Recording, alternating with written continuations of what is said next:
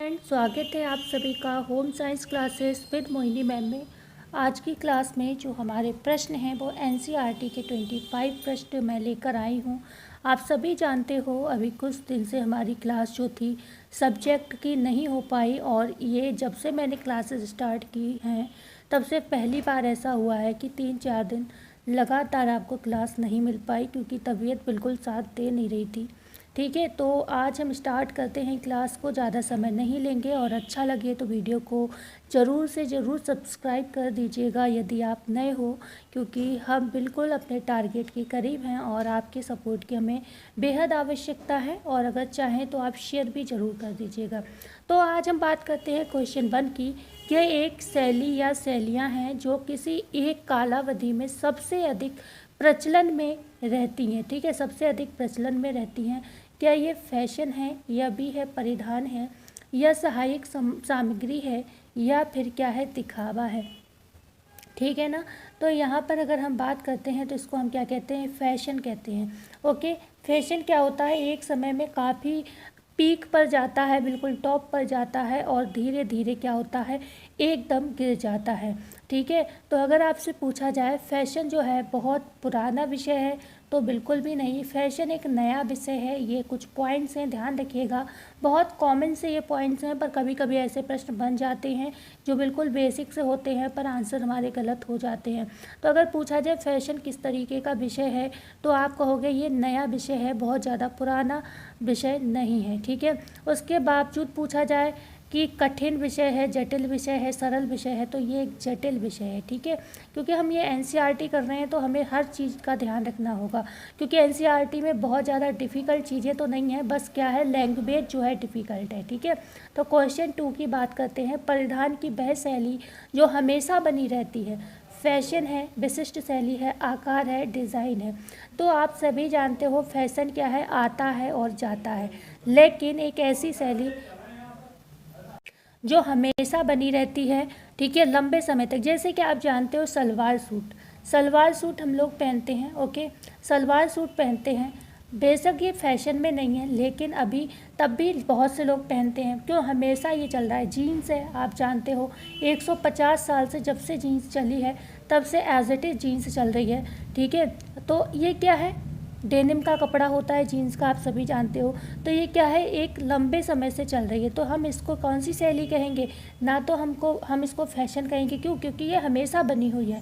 ना हम इसको आकार कहेंगे, ना हम इसको डिज़ाइन कहेंगे। हम इसको क्या कहेंगे, हम इसको कहेंगे विशिष्ट शैली, फैशन की विशिष्ट शैली।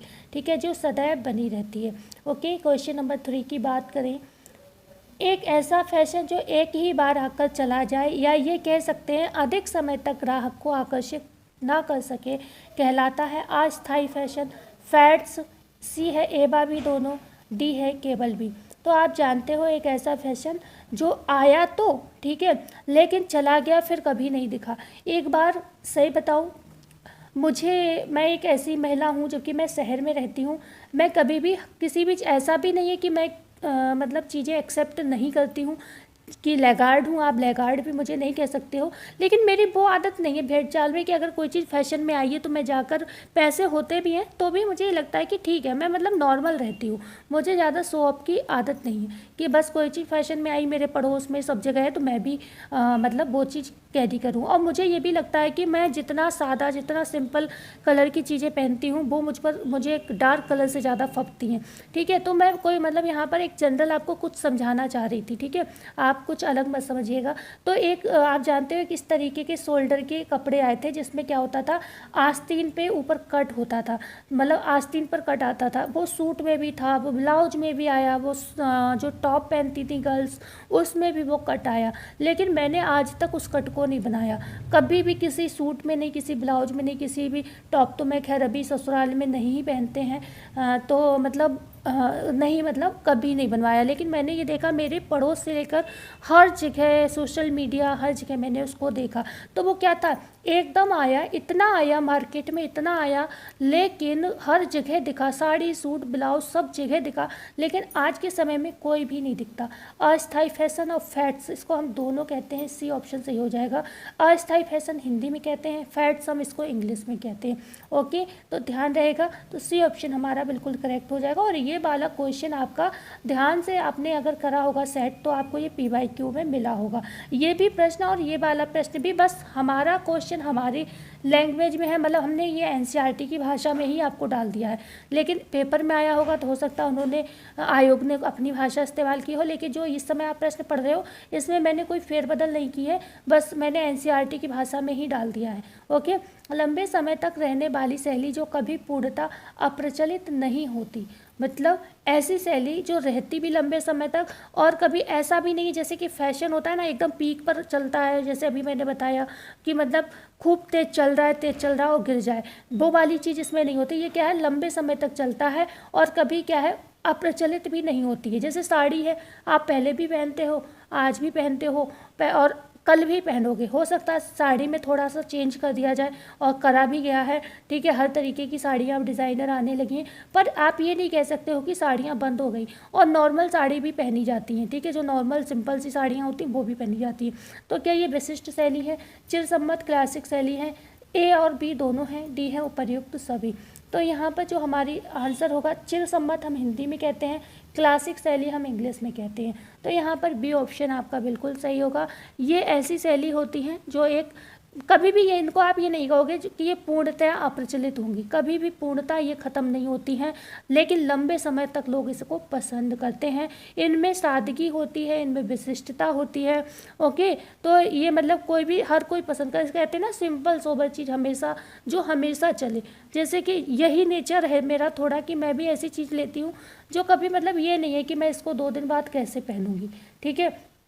क्वेश्चन 5 है, फैशन का केंद्र निम्न में से किस देश को माना जाता है।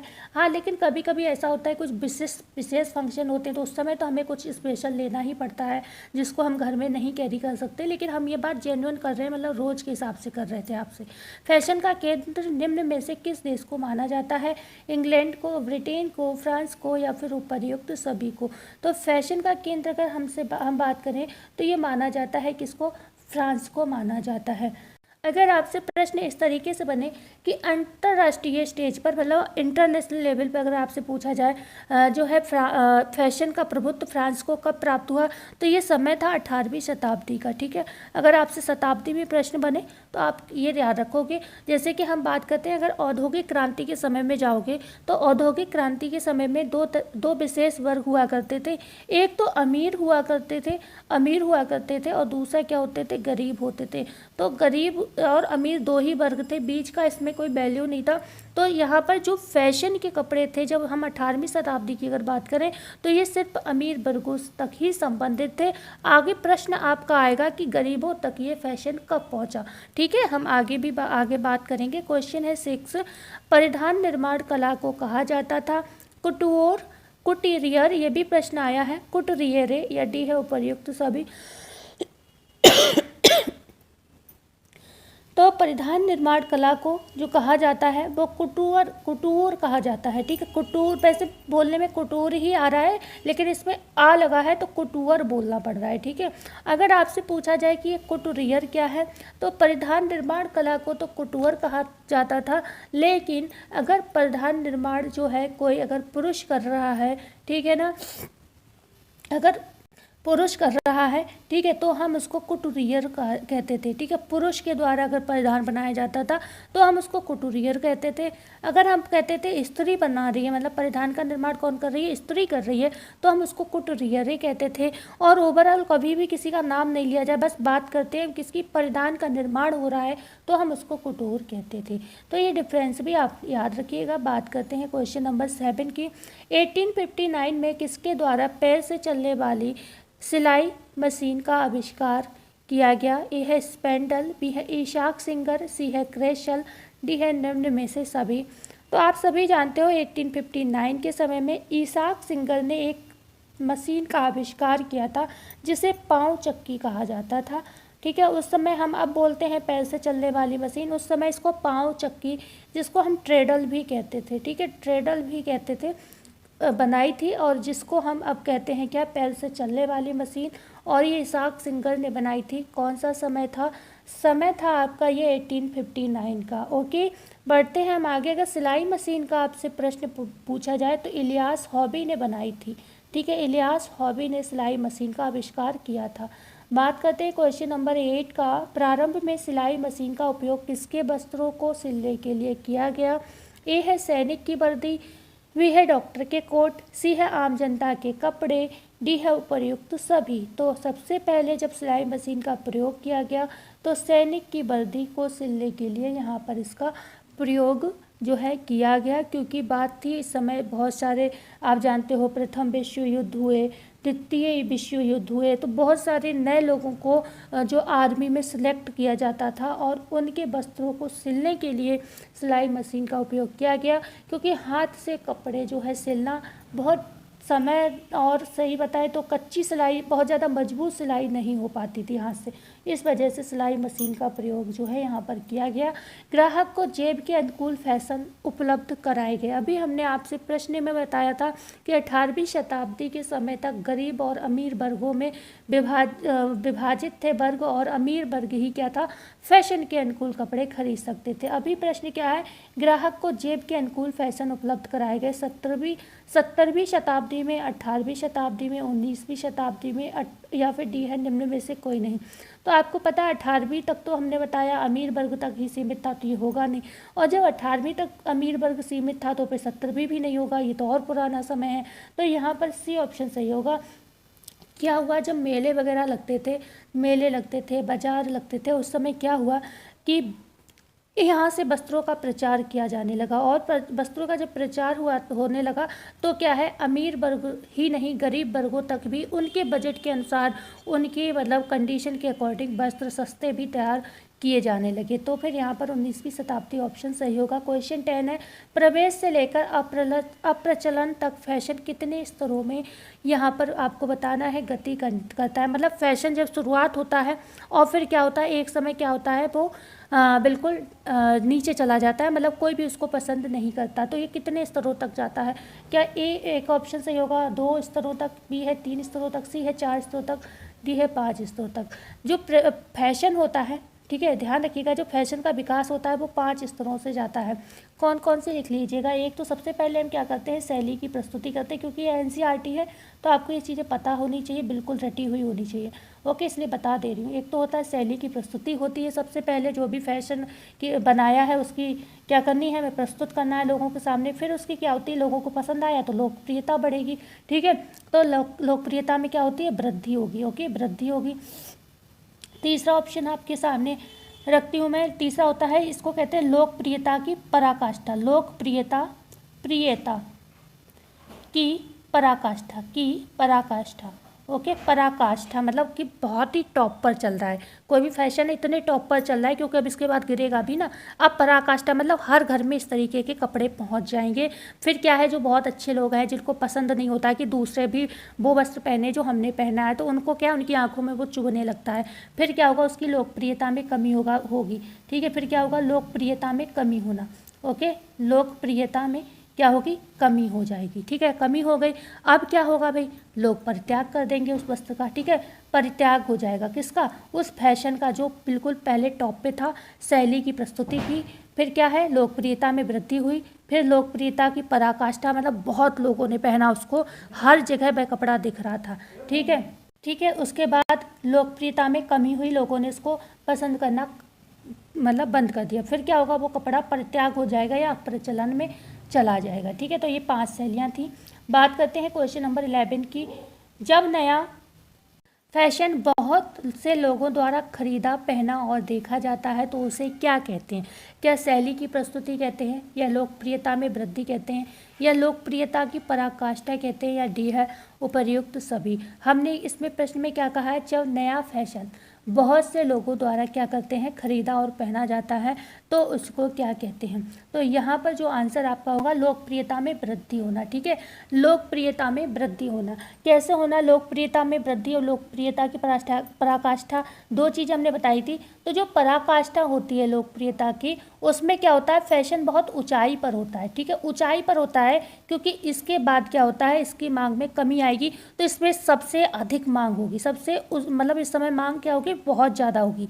ठीक है ना, क्यों, अब जब मांग बहुत होगी तो इसमें होगा क्या, इसमें क्या होगा, नकल होने लगेगी। नकल कैसी होने लगेगी, जैसे कि यहाँ पर लोकप्रियता में वृद्धि हुई, तब क्या हुआ, जब हमने बनाया, किसी डिजाइनर ने वस्त्र बनाया, तो उसी वस्त्र को पसंद किया जाएगा, उसी वस्त्र को लोग खरीदेंगे। लेकिन यहाँ पर जो पराकाष्ठा में ये होगा कि जो बहुत छोटे छोटे लोग होंगे, वो सस्ते निम्न कोटि के कपड़ों से भी क्या है, इन वस्त्रों की नकल बनाने लगेंगे। ठीक है, जब नकल बनाने लगेंगे तो मतलब क्या है, ये निम्न तबकों तक, जो लोग गरीब हैं, मतलब पिछड़े लोग हैं, उनके तक जाएगा। जब ये लोग पहनने लगते हैं तो अमीर लोगों को क्या होती है, चिड़चिड़ाहट होने लगती है उन कपड़ों से। ठीक है, मैं अपनी भाषा में समझाने की बात कर रही हूँ। ठीक है, तो यहाँ पर क्या होता है, इतनी ऊंचाई पर जाता है कि लोग इसकी नकल करने लगते हैं। तो इस तरीके के शब्द आए, तब आप कहोगे ये क्या है, लोकप्रियता की पराकाष्ठा। लेकिन लोकप्रियता में वृद्धि होगी तब चीज़ें जो है लोग पसंद तो कर रहे होंगे, लेकिन ओरिजिनल माल होगा। यहाँ पर कोई ऐसा नहीं कि सस्ते मध्य वस्त्रों का भी प्रयोग कर दिया जाएगा। ठीक है, तो लोकप्रियता में वृद्धि, क्योंकि यहाँ पर सिर्फ इतना ही पूछा जा रहा है कि नया फैशन बहुत से लोगों द्वारा खरीदा, पहना और देखा जाता है, तो उसे क्या कहते हैं, तो इस समय वृद्धि हो रही है। क्योंकि इसमें ये नहीं पूछा गया है कि उसकी नकल हो जाएगी या हर वर्ग में पहुंच जाएगा कपड़ा, ऐसी कोई बात नहीं हो रही है। ठीक है, अगर इस तरीके के शब्द मिले तो आपको पराकाष्ठा पड़ जाओगी। ठीक है, तो यहाँ पर भी ऑप्शन आपका बिल्कुल सही था। और शैली की प्रस्तुति में यही होता है कि जब जो डिजाइनर होता है, इसकी भी बात कर लेते हैं, क्योंकि हमने ये 5 बताए थे स्तर, आपको फैशन चक्र के 5 स्तर बताए थे हमने, फैशन विकास के 5 स्तर। तो उसमें शैली की प्रस्तुति बताया था, लोकप्रियता में वृद्धि बताई थी, लोकप्रियता की पराकाष्ठा बताई थी, और हमने क्या बताया था आपको, शैली का परित्याग, लोकप्रियता में कमी होना बताया था। इसके बाद चौथा पॉइंट, और पांचवा हमने आपको क्या बताया था अभी, शैली का परित्याग होना। तो उसमें शैली की प्रस्तुति में क्या होगा, डिजाइनर अपने शोध के द्वारा, रचनात्मक अपनी क्रिएटिविटी के द्वारा परिधान को तैयार करेगा, एक अच्छा फैशन तैयार करेगा। जब वो वस्त्र को तैयार करेगा डिजाइनर, उसके बाद उसकी वृद्धि होगी। ठीक है, उसकी लोकप्रियता बढ़ेगी, क्योंकि वो मार्केट में लाएगा तो उसकी वृद्धि होगी। ठीक है, और फिर एक समय ऐसा आएगा कि इतनी वृद्धि होगी कि आम जो दुकानदार होते हैं या आम जो बनाने वाले कपड़े होते हैं, नॉर्मल्स होते हैं, सस्ते कपड़े जो होते हैं वो भी तैयार करने लगते हैं डिज़ाइनर। ठीक है, फिर वो गरीब लोग पहनने लगते हैं। फिर क्या होता है, जब सब जगह वही कपड़ा दिखता है, तो जो पहले वर्ग होते हैं, जो बहुत जल्दी चीज़ों को खरीदते हैं, पसंद करते हैं, उनको क्या होता है, वो कपड़ा अच्छा नहीं लगता। फिर वो जब तक नई चीज़ को पसंद करने लगते हैं, फिर वो फैशन में आ जाती है। इस तरीके से चक्र चलता रहता है और पुराना फैशन ख़त्म हो जाता है। ठीक है, तो यहाँ पर आपका बी ऑप्शन था, बिल्कुल सही था, 5 स्तर होते हैं। ओके, क्वेश्चन नंबर 12 है, फैशन व्यापार का अंतिम घटक क्या है। जब हम फैशन का व्यापार करते हैं तो उस समय हमारा सबसे अंतिम घटक क्या होता है, क्या विनिर्माण होता है, क्या क्रय होता है, विक्रय होता है, या संवर्धन होता है। तो भाई क्रय तो हम पहले करेंगे, क्रय किस चीज़ का करेंगे, कच्चे माल का करेंगे, फिर हम उसका निर्माण करेंगे। ठीक है, तो ये तो पहले आएगा नहीं, सबसे लास्ट में हम क्या करते हैं, हमने वस्त्र डिजाइन किया, फिर हम उसका बेचते हैं, विक्रय करते हैं। ओके, तो सी ऑप्शन हमारा यहाँ पर बिल्कुल सही हो जाएगा। क्वेश्चन है 13, फैशन उद्योग में व्यापार कितने स्तरों, स्टूडेंट नहीं होगा, ये स्तर होगा। ठीक है, स्तरों पर निर्धारित किया जाता है। 2 स्तर, 3 स्तर, 4 स्तर, या फिर डी है 5 स्तर। तो इससे पहले जो प्रश्न था उसमें हमने बताया था फैशन का जो विकास होता है वो 5 स्तर में होता है। डिफरेंस याद रखिएगा, यहाँ पर विकास आपने कर दिया फैशन का, अब आप उसका व्यापार कर रहे हो, तो व्यापार कितने स्तरों में होगा ये पूछा जा रहा है। ठीक है, तो स्तर पूछे जाएँ तो वैसे मतलब 3 स्तर होंगे, नॉर्मल से पूछा जाए, लेकिन इसमें अभी ज़्यादा प्रश्न बने नहीं, तो उस पर हमने बहुत ज़्यादा काम नहीं किया है, क्योंकि जब यहाँ से बहुत ज़्यादा प्रश्न बन नहीं रहा तो हम आपका समय बर्बाद नहीं करेंगे। तो पहला जो स्तर है वो इसमें है खुदरा संगठन। ठीक है, खुदरा संगठन, और खुदरा संगठन में व्यापारिक गतिविधियाँ। ठीक है, व्यापारिक गतिविधियाँ। ठीक है, पहला ये है। ओके, अब इसको मैं इरेज कर देती हूँ, तब दूसरा लिखती हूँ, आप रोक के वीडियो लिख लीजिएगा अगर शॉर्ट नोट तैयार कर रहे हो तो। ठीक है, क्रय एजेंसी, दूसरा कौन सा होगा, क्रय एजेंसी, व्यापार में सामान। ठीक है, क्रय एजेंसी, व्यापार में सामान, वही चीज़ें मतलब कच्चा माल वगैरह एजेंसियों से खरीदना, तब जाके रेशे से धागा बनाना, ये सारे काम होंगे। ठीक है, तो सामान। ठीक है, ओके, बात करते हैं तीसरा पॉइंट, तीसरा स्तर क्या है, 3 स्तर है ना। तीसरा होगा निर्यात, मतलब अब आपने सब कुछ कर लिया, तब आपको निर्यात करना है विदेशों में भी, क्योंकि पैसा तो वहीं से मोटा मिलता है।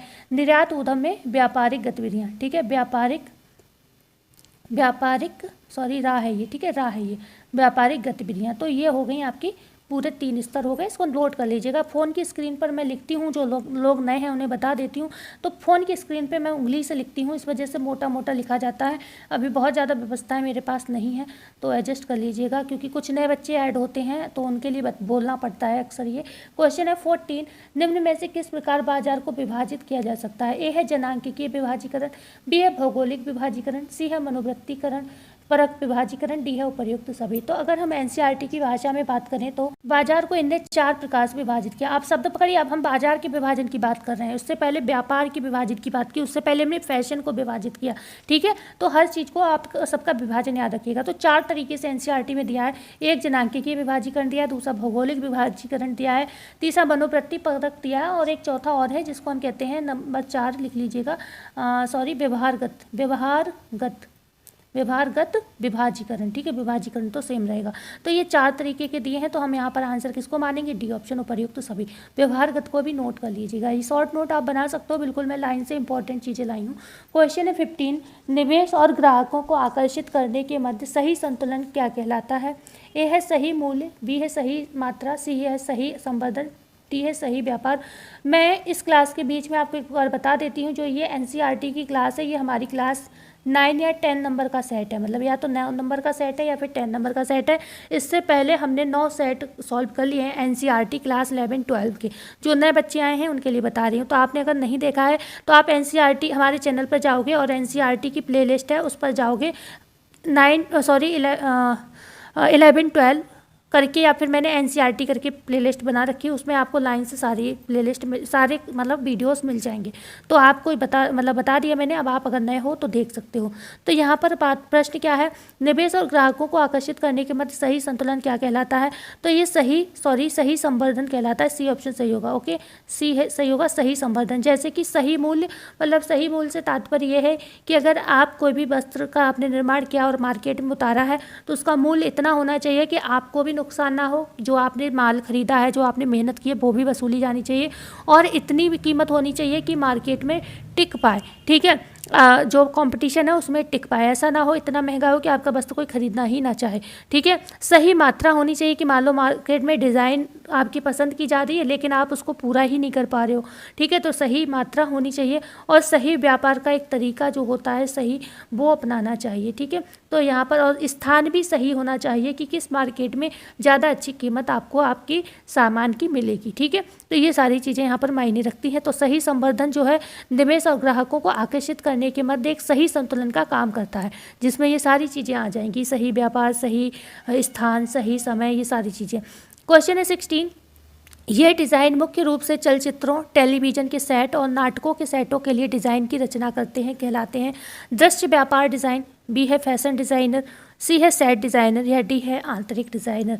तो यहाँ पर आपका सी ऑप्शन सही है, सेट डिज़ाइनर, ठीक है। सेट डिज़ाइनर किसके लिए होते हैं? ये चलचित्र, जो टेलीविज़न वगैरह पर जो काम होते हैं, तो उनके जो डिज़ाइनर वस्त्र तैयार करते हैं उसको हम सेट डिज़ाइनर, आपको नाम से ही पता चल रहा है, सेट डिज़ाइनर कहते हैं, ठीक है ना। फैशन डिज़ाइनर आप जानते हो कि जो भी व्यावसायिक कपड़े होते हैं या जो भी फैशन में कपड़े आते हैं तो वो फैशन डिज़ाइनर द्वारा ही तैयार किए जाते हैं, ठीक है। सेट डिज़ाइनर का आपको बता दिया। आंतरिक डिज़ाइनर कौन होते हैं? जो आंतरिक डिज़ाइनर आपको ये दिए हैं, तो आंतरिक डिज़ाइनर जो होते हैं ये क्या करते हैं, जैसे क्या है, मैं टेलर हूँ, ठीक है, मैं टेलर हूँ।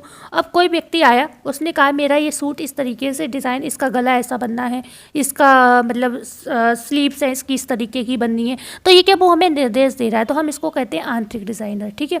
आंतरिक डिज़ाइनर आपकी इच्छा के अकॉर्डिंग, या फिर कोई दुकानदार हो जो बड़े बड़े ऑर्डर देता हो, ठीक है, कि हमारी दुकान के लिए ऐसे कपड़े आपको बनाने हैं, ठीक है, ऑर्डर दे दिया कि 1000 सेट तैयार करने, 100 सेट तैयार करने, 50 सेट तैयार करने, तो वो क्या आंतरिक डिज़ाइनर है, क्योंकि ये किसी का क्या कर रहे हैं, ऑर्डर को ले रहे हैं, ठीक है। तो उनको हम आंतरिक डिज़ाइनर कहते हैं, ठीक है। बात करते हैं क्वेश्चन एक रह गया ना, दृश्य व्यापार डिज़ाइनर। ये कौन होते हैं दृश्य व्यापार डिज़ाइनर? तो आप जानते हो शोकेस में आपने देखा होगा वस्त्र लगे होते हैं, या फिर आप जानते हो स्टैचू होते हैं, कपड़े पहने हुए खड़े होते हैं। दुकानों में जो सामान की व्यवस्था है वो कैसे करनी है, ठीक है। आकर्षक वाक्य बोलना, जिन वाक्यों के माध्यम से प्रचार करना, तो इनमें एक विशेष गुण होता है, जो पुतलों को किस तरीके से तैयार करना है, जो स्टैचू होते हैं उनको किस तरीके से तैयार करना है कि बाहर से ही देख के व्यक्ति हमारी शॉप पर आ जाए। तो जिनको हम दृश्य व्यापार डिज़ाइनर कहते हैं। ओके, जो मतलब हमारी दुकान में भी हो सकते हैं काम करने वाले, जो हमारे दुकान को इस तरीके से सजा दें कि लोग बाहर से हमारा शोकेस देखकर ही हमारी दुकान पर आ जाएं। ठीक है, क्वेश्चन है 17, इलियास हाबे ने सिलाई मशीन का आविष्कार किस सन में किया?